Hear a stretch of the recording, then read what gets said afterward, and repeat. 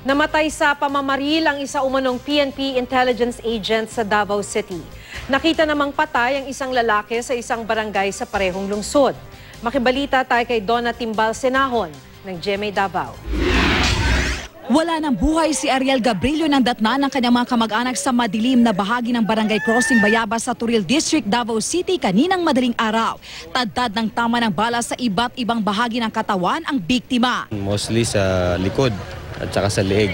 3 sa leeg, 5 sa back. Ayon sa mga nakakakilala sa biktima, wala itong anumang record sa pulisya. Pero nasasangkot umano ang kanyang kapatid at tiyuhin sa ilang kasong may kaugnayan sa iligal na droga. Nang siyasati ng Soko ang bangkay ng biktima, nakakuha sila ng isang pakete ng shabu. Wala pang pahayag ang pamilya ng biktima. Sa Barangay Upper Piedad sa parehong distrito ng lungsod, patay rin sa pamamaril si Renito Marga. Ayon sa kasama ni Marga na mangyari ang krimen, sakay sila noon ang motorsiklong minamaneho ng biktima. Sinundan daw sila ng mga salaring nakamotorsiklo rin at binaril sa ulo ang biktima. Itong pagbuto, dito siya na tumba sa pick-up. Dagan lang po ko.